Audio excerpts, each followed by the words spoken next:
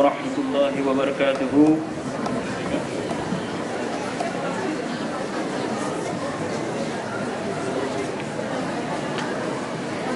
الحمد لله رب العالمين،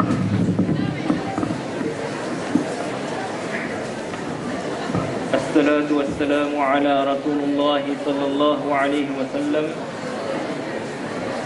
أما بعد، chers frères et sœurs, aujourd'hui j'ai décidé de vous discourir sur le comportement,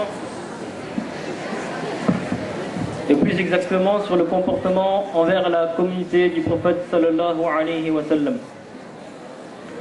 Comme le frère Ashikullah nous a fait un petit rappel sur le comportement envers Allah, moi je vais vous parler du comportement envers la communauté, c'est-à-dire envers autrui.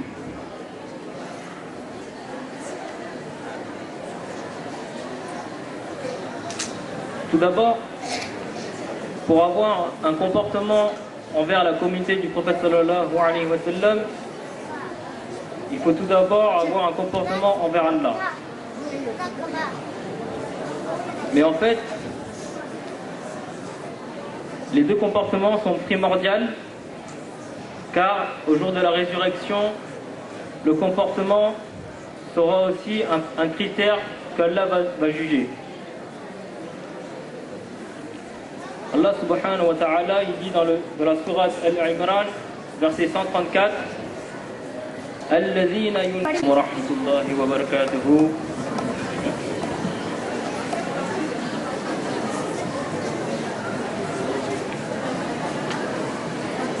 الحمد لله رب العالمين،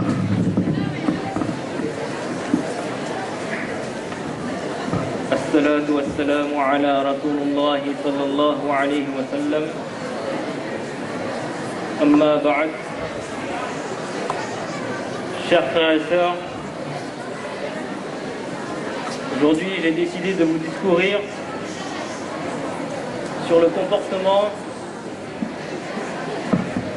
et plus exactement sur le comportement envers la communauté du prophète sallallahu alayhi wa sallam. Comme le frère Ashikullah nous a fait un petit rappel sur le comportement envers Allah, moi je vais vous parler du comportement envers la communauté, c'est-à-dire envers autrui.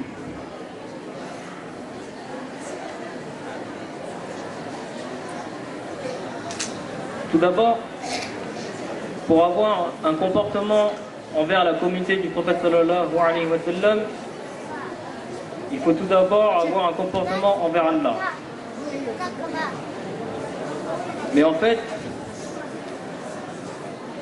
les deux comportements sont primordiaux, car au jour de la résurrection, le comportement sera aussi un critère qu'Allah va juger. Allah subhanahu wa ta'ala, il dit dans la sourate Al-Imran, verset 134, الذين ينفقون في السراء والضراء والكاظمين الغيظ والعافين عن الناس والله يحب المحسنين. Allah nous dit, selon la traduction française, ceux qui refoulent la colère et pardonnent aux gens, Allah aime les bienfaisants. Qu'est-ce qu'Allah nous dit dans ce verset? Allah il nous dit quoi? Il nous dit ce qu'un musulman doit avoir tout au long de sa vie. Il nous dit refoule ta colère. Qu'est-ce que ça veut dire refoule ta colère? Ça veut dire contrôle ta colère. Comment contrôler la colère? Et là, ça va faire apparaître deux paramètres. Le premier, c'est la patience. Et le deuxième, c'est l'endurance. Allah, il nous parle dans son Coran, plusieurs fois, dans plusieurs versets, d'avoir la patience et l'endurance. Et il finit par quoi? Il finit Wallahu yuhibbul muhsinin. Allah aime les bienfaisants. Comment être bienfaisant? Et ce que les bienfaisants auront comme récompense après leur jugement. c'est-à-dire au jour de la résurrection. Bienfaisant, qu'est-ce que c'est? C'est être bon envers les gens, ne pas nuire aux autres et être responsable vis-à-vis de chacun. Parce que, comme vous le savez très bien, nous sommes responsables de chacun, c'est-à-dire la propagation de l'islam, la religion. Car, par exemple, au jour de la résurrection, vous avez votre voisin qui est, par exemple, un croyant, athée, et qui ne croit pas en l'islam. Donc, qu'est-ce que vous allez faire? Quel est votre devoir vis-à-vis de lui? C'est de parler de l'islam. Car au jour de la résurrection...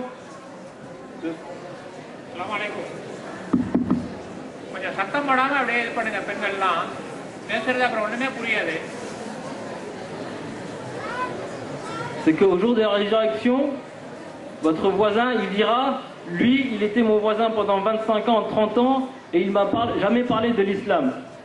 Et ça devient un défaut au jour de la résurrection pour vous.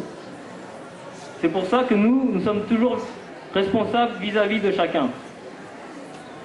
Et après, si la personne ne croit pas à la religion, alors là, c'est plus votre problème. Mais le fait que vous ayez parlé de la religion, de l'islam à votre voisin, vous avez fait votre devoir, vous avez accompli votre devoir. Donc c'est un acte de bienfaisance. Mais ça peut être un acte vraiment minime, c'est-à-dire être bien envers une personne, c'est-à-dire, par exemple, vous avez un mendiant ou un orphelin qui demande de l'argent, quelque chose comme ça.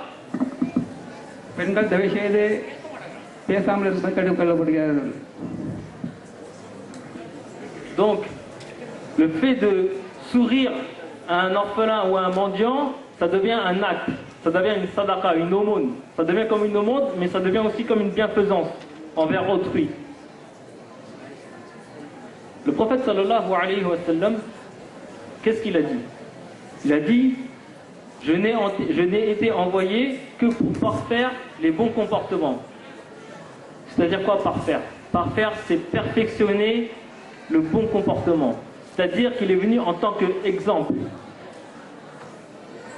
Et il y a un autre hadith, il y a une fois, un jour, le frère Ashikullah nous a dit ce hadith. Un jour, Aïcha, il a été interrogé par un compagnon, comment était l'attitude du prophète sallallahu alayhi wa sallam. Elle a répondu quoi? Elle a dit, son comportement était le courant. Qu'est-ce que ça veut dire? Ça veut dire que Allah, il a déjà descendu comment un musulman doit être, comment l'attitude d'un musulman doit être dans la vie ici-bas. Donc, il suffit d'ouvrir le Coran pour savoir l'attitude d'un musulman. Et les hadiths, ils viennent après, secondaire. C'est secondaire, les hadiths. Mais le Coran, c'est toujours la première chose à voir pour savoir le comportement du musulman envers autrui.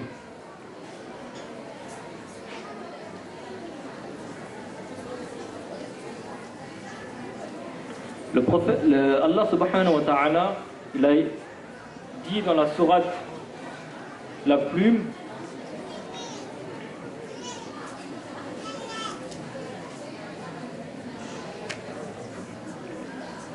wa innaka la'ala khuluqin 'azim. Et tu es certes d'une moralité imminente. Qu'est-ce que veut dire ce verset? Tu es certes d'une moralité imminente. Là, il parle du prophète sallallahu alayhi wa sallam, de son comportement qu'il avait dans chacune des situations, d'une moralité imminente. Il n'a pas dit tu es d'une bonne moralité. Il faut bien distinguer bonne moralité et d'une moralité imminente. Il faut bien comprendre que le mot imminent est plus fort que le mot bonne. Ça, c'est très important. Ça veut dire que le comportement avait un tel comportement que Allah subhanahu wa ta'ala, il a aimé ce comportement. C'est-à-dire qu'il a été parfait au niveau du comportement.